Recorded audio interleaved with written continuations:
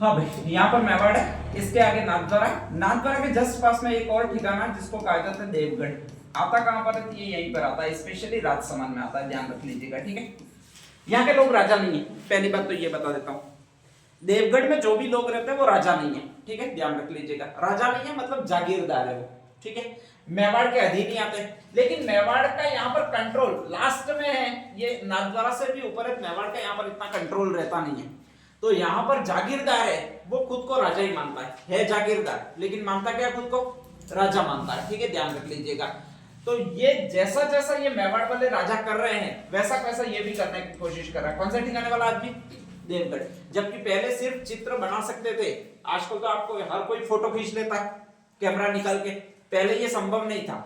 अगर कोई सामान्य व्यक्ति अपना चित्र बना लेता था उसको मृत्युदंड दे दिया जाता था, क्योंकि चित्र वो सिर्फ ईश्वर के प्रतीक होते यूं कहा जाता था।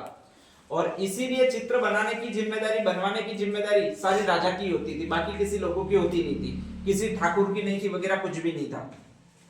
यहाँ पर एक है देवगढ़ ठिकाना, राजसमंद में ही आता है, और वहां का एक ठिकानेदार है जिसको कहा जाता है द्वारिका दास चुंडावत। कौन सा नाम है?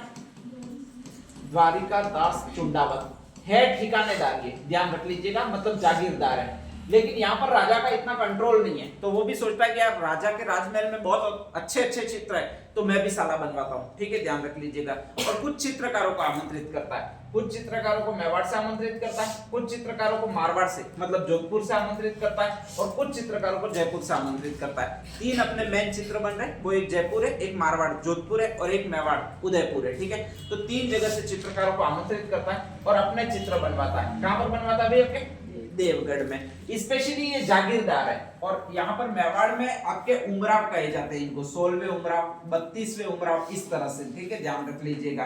तो ये जागीरदार है और प्रथम श्रेणी का ये ठिकानेदार कहलाता है, मतलब जागीरदार है, ध्यान रख लीजिएगा, ठीक है। तो ये जागीरदार है, पहली बार जागीरदारी व्यवस्था में चित्र बनवाने की शुरुआत करवाता है और खुद के चित्र बनाता है, ठीक है, ध्यान रख लीजिएगा। अब नेक्स्ट आगे तीन चित्र शैलियों का मिश्रण करके इसके चित्र बनाए जाते हैं। एक तो कौन सी चित्र शैली? मेवाड़। एक कौन सी चित्र शैली? मारवाड़। और एक कौन सी चित्र शैली? जयपुर, ठीक है, ध्यान रख लीजिएगा, मतलब आमेरवाड़ी। नेक्स्ट आगे द्वारिका दास चुंडावत नामक एक ठिकानेदार है और ये अपने चित्र बना रहा है, ये 16वां उमराव कहलाता है स्पेशली, और देवगढ़ चित्र शैली की शुरुआत इसी ने की है, ठीक है, ध्यान रख लीजिएगा। अब नेक्स्ट आगे ये स्पेशली राजा का अधीन है, और राजा का अधीन है मतलब एक तो राजपूत कहलाते थे, जो बड़े राजपूत है स्पेशली राजा बनने लायक है वो तो राजपूत कहलाते थे। अपने यहाँ पर भी छोटे छोटे राजपूत है, मतलब खुद को राजपूत मानते हैं, लेकिन एक्चुअल में अपन उनको राजपूत नहीं मानते, उनको क्या मानते हैं? अपने यहाँ पर ये चारण वगैरह सारे मिलते हैं, उनको अपन क्या मानते हैं? राजपूत तो कहते नहीं है, बल्कि क्या कहते हैं? अजूरी बोलते हैं। क्या बोलते हैं भाई आपके? अजूरी। अजूरी का मतलब ऐसे राजपूत जो खुद तो कहते हैं हम राजपूत है, लेकिन राजपूत वर्ग है वो भी इनको नहीं मानता राजपूत, ठीक है, ध्यान रख लीजिएगा। वो सिर्फ इनसे साफ सफाई के काम वगैरह करवाता था, तो ये कहलाते हैं, वो अजूरी कहलाते हैं। क्या कहलाते हैं? अजूरी। ये भी स्पेशली द्वारिका दास चुंडावत था, वो भी अजूरी था। क्या था? अजूरी, ठीक है। और अजूरी का मतलब थर्ड रैंक का आदमी था, ठीक है, ध्यान रख लीजिएगा। और उसने कहा जाता है चित्र शैली की शुरुआत की है वो देवगढ़ में की है। जब अजूरी चित्र बनाएगा तो इनके जो महल कहलाएंगे वो अजूरी के महल कहलाएंगे, और इसी को आपके यहाँ पर लिखा जाता है, वो आपकी एक ओवरी लिखा जाता है। कौन सी ओवरी लिखा जाता है भाई? आपके अंजारों की ओवरी। तो अंजारों की ओवरी में अंजार कुछ शब्द होगा, ये मत सोचना, ये अपन वही शब्द बोलते हैं जो कौन सा शब्द है भाई? आपके अजूरी। उसने पहली बार चित्र बनाए अंजारों की ओवरी में, तो इसको बहुत अच्छा सजाया गया, और इसी को स्पेशली एक और नाम दिया गया जिसको कहा जाता है मोती महल के चित्र, ठीक है, ध्यान रख लीजिएगा। नेक्स्ट आगे जब ये बनवा रहा है, अगर राजा को पता लग गया तो राजा खाल खींच लेगा, तो सारे चित्र है वो सिर्फ और सिर्फ मंदिर में, इनके महल में बनाए हैं, महल में किसी को भी आने जाने नहीं दिया जाता, ठीक है।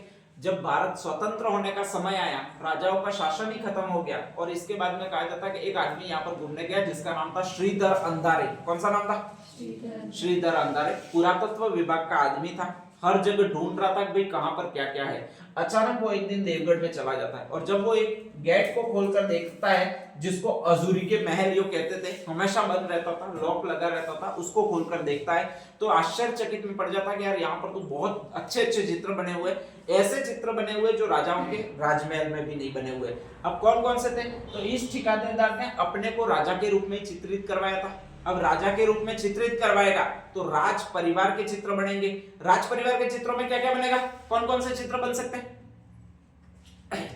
राजा जो भी काम करेगा वो चित्र बनेंगे इसके। अब ऐसे में कौन कौन से चित्र बन सकते हैं? तो पहली बात, राजा का दरबार बना होगा, ठीक है, इसमें राजा मुखिया होगा, नेक्स्ट सारे दरबारी बैठे होंगे, ये राजा के पद पर बैठा हुआ है, कौन सा बैठा हुआ है?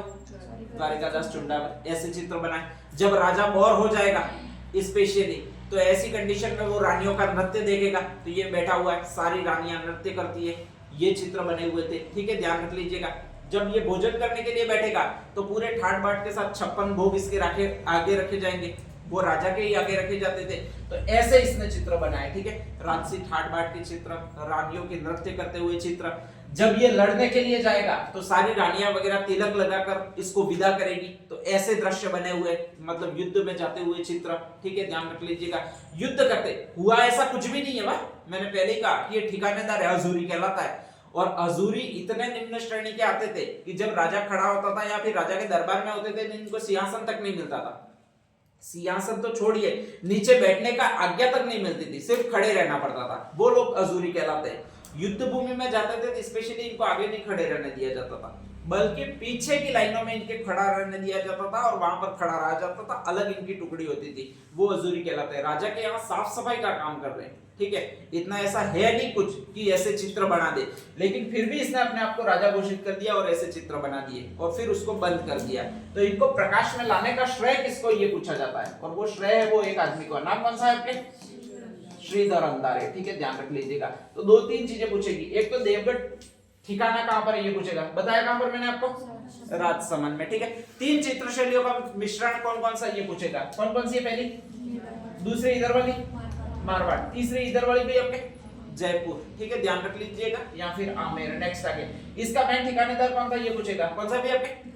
द्वारिकादास चुंडावत। कौन से उमराव कहलाते हैं? मैंने पहले कहा 16वें उमराव कहलाते हैं, ठीक है। दो महलों में इसने चित्र बनाए, उसमें से एक तो ये कहलाती है, ये तो सेकंड ग्रेड में पिछले साल आया था, अंजारों की ओबरी कहां पर है, तो इसका मतलब होता है, ओबरी का मतलब कोठी होता है, ध्यान रख लीजिएगा, और अंजारों का मतलब अजूरो, अजूरी, अजूरी की ओबरी कहां पर है, तो अंजारों की ओबरी कहलाती है। कौन सी चित्रशैली में भी आपके? देवगढ़। और नेक्स्ट आगे कौन से चित्र बनाए, तो खुद राजा नहीं है लेकिन राजसी ठाट बाट के चित्र, राजाओं के युद्ध करने के जाते समय चित्र, रानियों के नृत्य के चित्र, ये सारे बनाए वो इसी ने बनाया। किसने बनाया भाई? आपके देवगढ़ ने। अब सारा यहाँ पर उल्टा हो रहा है पहले से ही उल्टा हो रहा है, तो यहाँ के चित्रकार मिलेंगे वो भी आपको उल्टे मिलेंगे। ऐसा मिलेगा ही नहीं पुरुषों के नाम है, ठीक है, ऐसा मिलेगा पशु पक्षियों के नाम है, ऐसे नाम आएंगे वो देवगढ़ चित्रशैली के। जैसे कौन कौन से, कभी आपने नाम सुना होगा बक्ता, एक और नाम सुना होगा, नाम कौन सा भी आपके? कागला। ये कागला यूं नहीं लिखा वो अलग है, ये बगुला यूं नहीं लिखा वो अलग है, ठीक है। एक और नाम मिलेगा चौथा, एक और हरचंद, एक और वैद्यनाथ, ठीक है, ध्यान रख लीजिएगा। तो ऐसे पशु पक्षियों के जैसे इनके नाम मिलते रहेंगे, वो सारे सारे आपके हैं वो आपके इस चित्रशैली के चित्रकार रहेंगे। और नाम कौन सा हो जाएगा आपके? देवगढ़, ठीक है। तो नेक्स्ट हेडिंग डाल दीजिएगा देवगढ़ चित्रशैली।